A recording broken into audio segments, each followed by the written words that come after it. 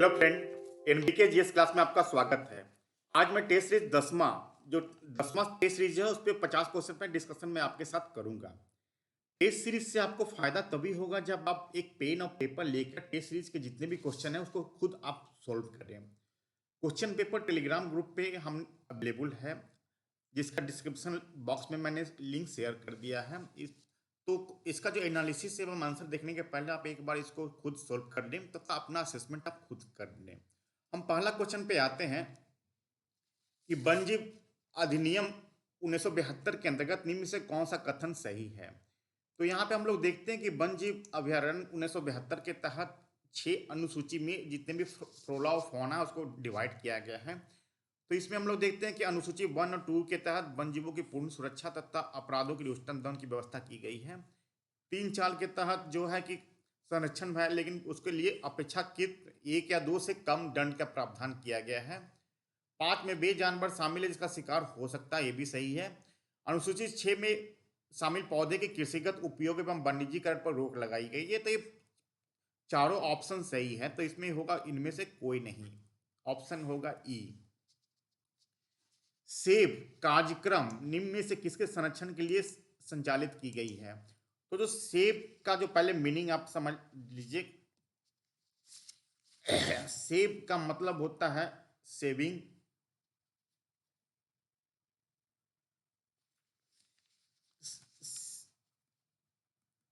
Saving Asia vulture from extinction. Vulture मतलब गिद्ध होता है, तो इसका गिद्ध के संरक्षण से संबंधित है, तो इसका आंसर होगा C, saving Asia vulture from extinction. निम्न में से कौन सा क्षेत्र है जो बायोस्फीयर के साथ साथ टाइगर रिजर्व भी घोषित है। तो यहाँ पे इंडिया में हम लोग देखते हैं जो 3 जो ऐसे क्षेत्र है जिसमें कि हम लोग देखते हैं मानस हो गया, सिमलीपाल,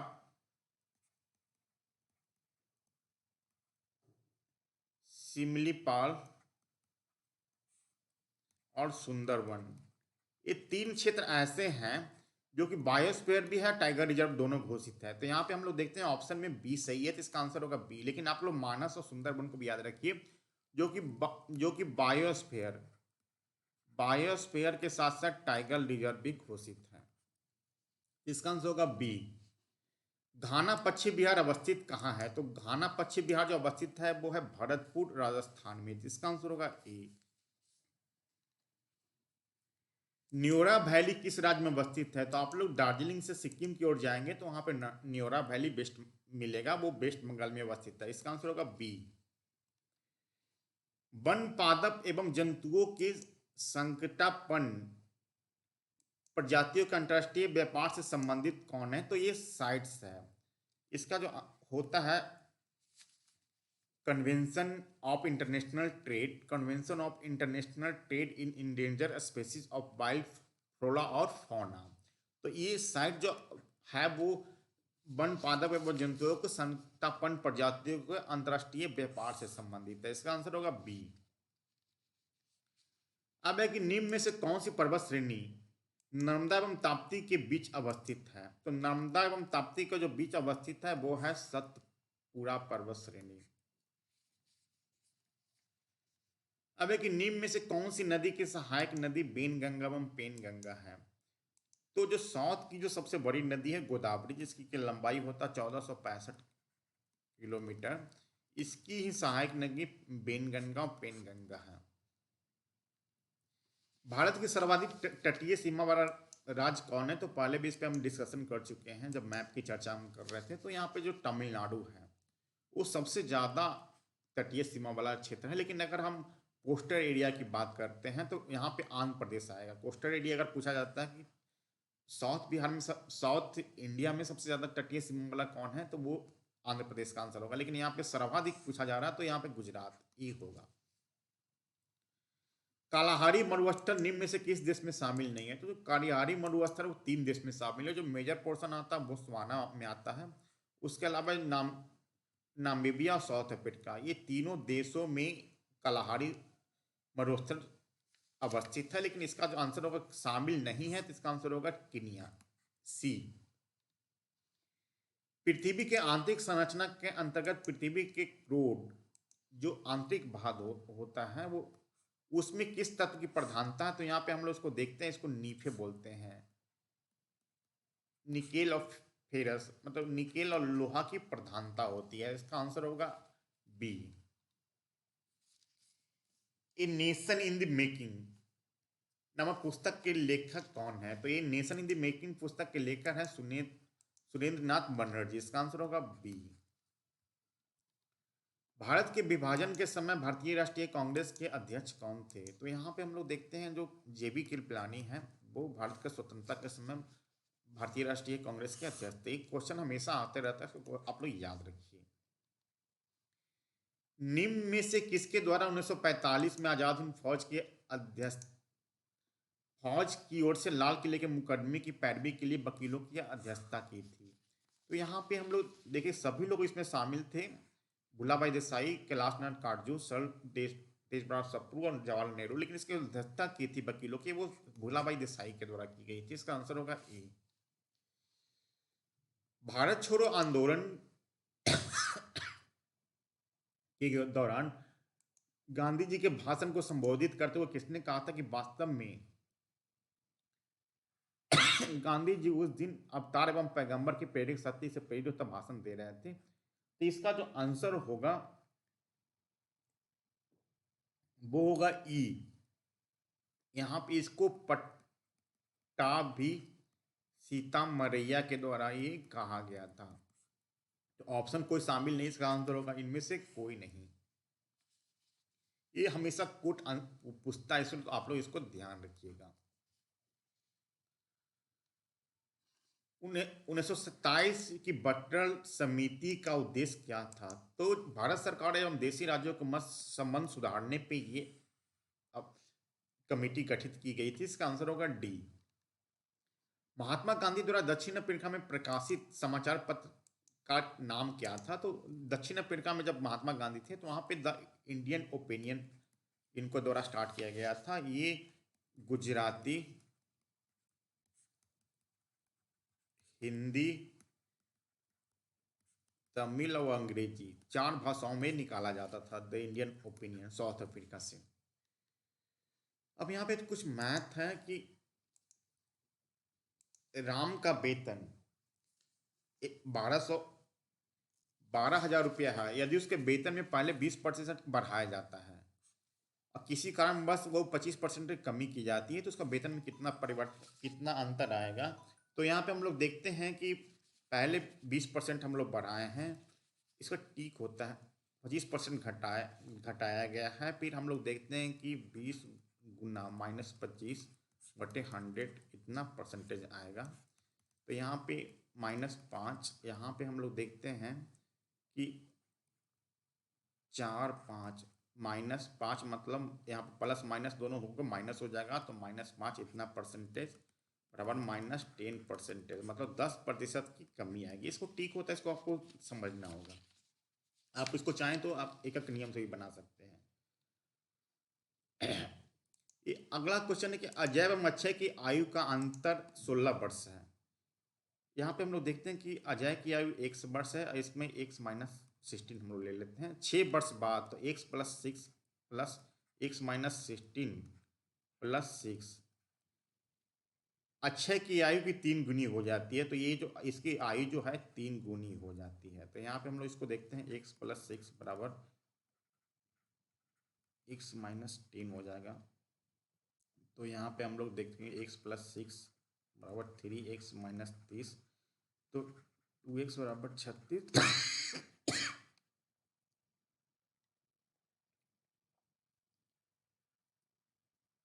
तो x बराबर हो जाएगा 18, तो 18 + 2 ये इसका आंसर होगा बी। सॉरी।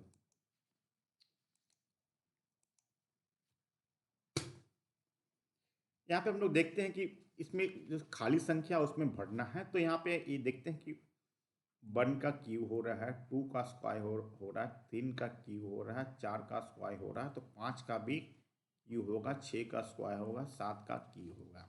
तो यहाँ पे जो ए आंसर होगा 125। इसको आप प्रैक्टिस से आपको हल कर सकते हैं।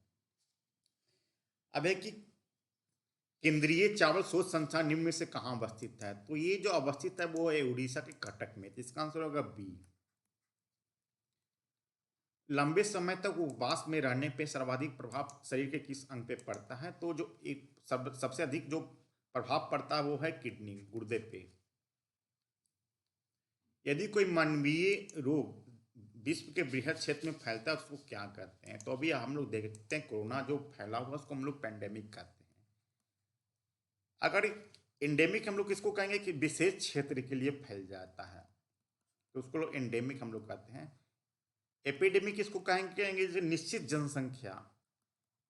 जनसंख्या में अगर कोई फैलता है, बड़ी संख्या में लोग हताहत होते हैं, तो उसको हम लोग एपिडेमिक कहते हैं। लेकिन अगर विश्व के बृहद क्षेत्र में फैल जाता है तो उसको हम लोग पेंडेमिक कहेंगे, जो भी कोरोना फैला हुआ है। इसका आंसर होगा बी। निम्न में से कौन सा रोग वायरस द्वारा होता है? तो यहाँ पे हम लोग देखते हैं जो हेपेटाइटिस है ये वायरस के द्वारा होता है। आंसर होगा ए। गुलाबी क्रांति किससे संबंधित है? तो यहाँ पे जो गुलाबी क्रांति है वो झींगा उत्पादन से संबंधित है। इसका आंसर होगा सी। अब है कि शिवाजी के समय सरनौबत का संबंध किससे था? तो शिवाजी के जो प्रशासन में अष्ट प्रधान है, 8 लोगों का जो डिफरेंट डिफरेंट रोल है उसको आप लोग याद रखिए। इसमें सरनौबत जो संबंधित है वो सैन्य प्रशासन से। इसका आंसर होगा बी। निम्नलिखित विदेशी यात्रियों में से किसके द्वारा भारत की हीरो और हीरो के खादानों की विस्तृत चर्चा की है? तो काफी इंपॉर्टेंट है। यहाँ पे जो बैप्टिस्ट टैवर्नियर जो ये आए थे, इसका जो पीरियड है 605 से लेकर 689 के बीच में यहाँ पे आए थे। इनके द्वारा जो बुक लिखी गई है वो ट्रेवल्स इन इंडिया है। इसमें भारत के हीरो एवं हीरो को जो खादानों उसकी विस्तृत चर्चा की है। इसका आंसर होगा बी। मुगल काल में तांबे का सिक्का क्या कहलाता था? तो तांबे का जो सिक्का था वो दाम का रहता था। ये अकबर के द्वारा चलाया गया था। ये जो रुपये के 1/40 भाग के बराबर होता था। इसका आंसर होगा बी। सती प्रथा के प्रथम अभिलेखीय साक्ष्य कहाँ से प्राप्त हुए हैं? तो जो 510 ईस्वी के जो अभिलेख है, एरन अभिलेख, इसमें कहा गया कि गोपराज नामक जो सेनापति थे उनकी पत्नी के सती होने का उल्लेख किया गया है। तो इसका जो अब प्रथम अभिलेखीय साक्ष्य जो मिलते हैं वो है सी आंसर, एरन अभिलेख से मिलते हैं। स्यादवाद सिद्धांत किससे संबंधित है? तो स्यादवाद सिद्धांत है वो जैन धर्म से संबंधित था, जिसको कि हम लोग दूसरे शब्दों में अनेकांतवाद भी कहते हैं। इसको हम लोग सप्तभंगी न्याय भी बोलते हैं। इसका आंसर होगा ए। बिहार सरकार द्वारा राज्य के शिक्षण संस्थाओं में दिव्यांगजनों के आरक्षण की सीमा को बढ़ाकर कितने प्रतिशत किया गया है? तो ये है आंसर होगा बी, 4%, 4% बढ़ा के किया गया है। पहले 3% था, इसको बढ़ा के 4% किया गया है। बिहार के कुल कितने जिलों की सीमा नेपाल की सीमा से लगती है? तो आप लोग उसको मैप याद रखिए, 7 जिलों की सीमा नेपाल से लगती है।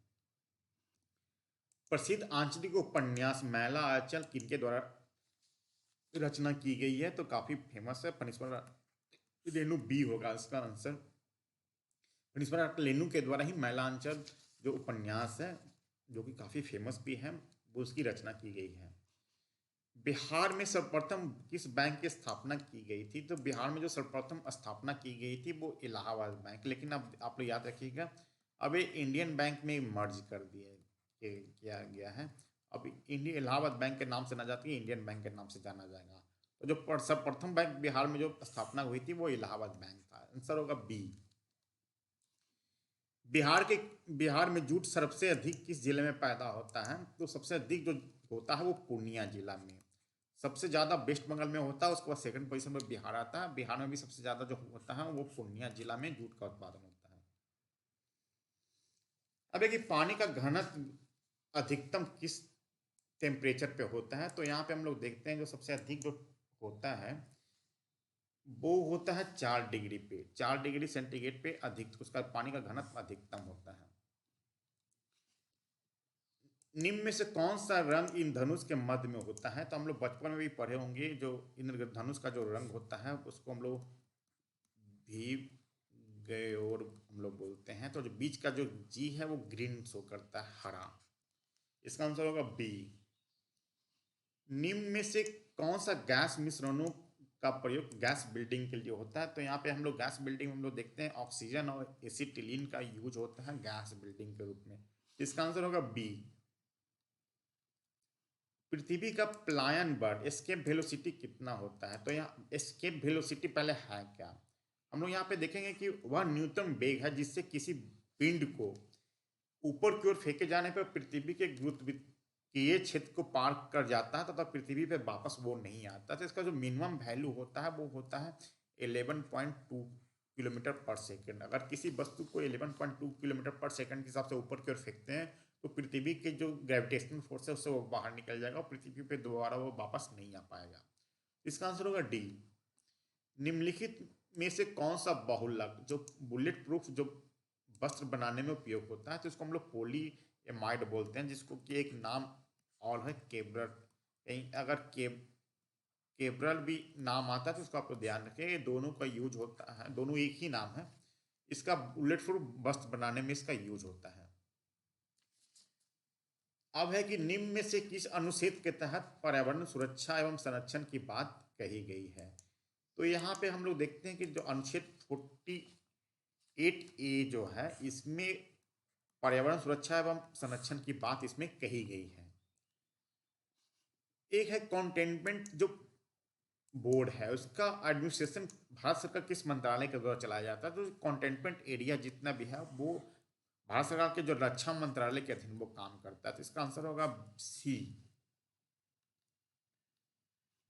संविधान संशोधन के अंतर्गत निम्न में से किस उपबंध को साधारण बहुमत द्वारा पारित किया जा सकता है? तो यहाँ पे हम लोग देखते हैं जो नए राज्यों पर निर्माण और क्षेत्र एवं सीमाओं नामों का परिवर्तन जो कर सकते हैं तो साधारण बहुमत से पास कर सकते हैं। इसका आंसर होगा सी। अनुच्छेद 164 के अंतर्गत निम्न में से किस राज्य में जनजातीय कल्याण मंत्री नियुक्त नहीं किए जाएंगे? तो अनुच्छेद 164 के तहत जो 4 राज्य हैं, झारखंड, छत्तीसगढ़, मध्य प्रदेश और एक है उड़ीसा, ये 4 राज्यों में जनजातीय कल्याण मंत्री नियुक्त किए जाएंगे। तो इसका आंसर होगा आंध्र प्रदेश, यहाँ पे नियुक्त नहीं किए जाते हैं।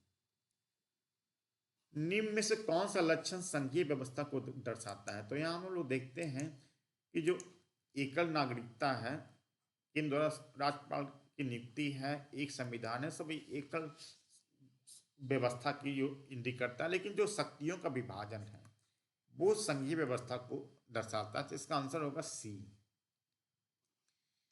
निम्न में से किस एक फसल के न्यूनतम समर्थन मूल्य का वैधानिक स्थिति प्राप्त है? तो अभी हम लोग देखते हैं कि 23 जो फसल है उसका न्यूनतम समर्थन मूल्य एमएसपी घोषित किया जाता है। इसके अलावा जो एकमात्र जो फसल है गन्ना, उसको लिए एक वैधानिक स्थिति प्राप्त है, लीगल वे में इसको स्थिति प्राप्त है एकमात्र जो है, उसको हम लोग उचित एवं लाभकारी मूल्य बोलते हैं।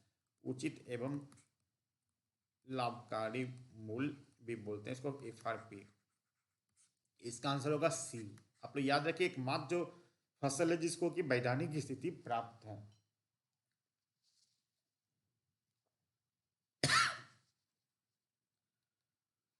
ग्लासगो जलवायु परिवर्तन में भारत के द्वारा शुद्ध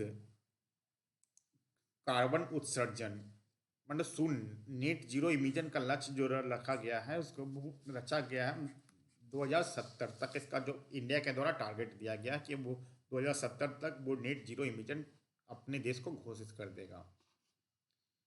व्यापार एवं विकास का रिपोर्ट जारी किसके द्वारा किया जाता है? तो यहाँ पे देखते हैं जो अंटकार्ड है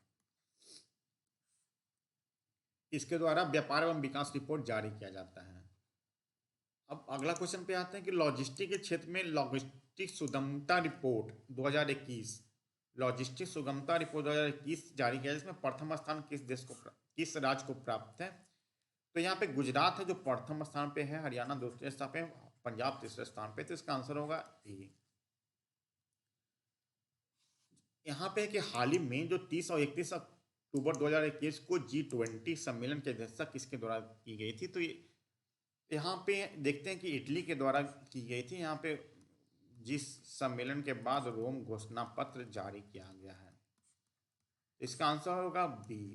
तो मैं समझता हूँ ये 50 क्वेश्चन है वो आपके लिए काफ़ी इंपॉर्टेंट है। जितने भी एग्जाम होने वाले हैं बीपीएससी सीडीपीए, उसमें संभावित क्वेश्चनों में 50 क्वेश्चन को आप रख सकते हैं। तो जो प्रत्येक संडे जो मैं टेस्ट सीरीज आयोजित करता हूँ उसमें कृपया प्रत्येक संडे को आप टेस्ट सीरीज अवश्य भाग लें। अगर आपने इस चैनल को सब्सक्राइब नहीं किया तो कृपया सब्सक्राइब कर लीजिए, बेल बटन को जरूर क्लिक कीजिए, क्योंकि जो भी मैं वीडियो अपलोड करूँगा उसका नोटिफिकेशन आपको मिलता रहे। तो कृपया वीडियो के अंत तक बने रहने के लिए धन्यवाद।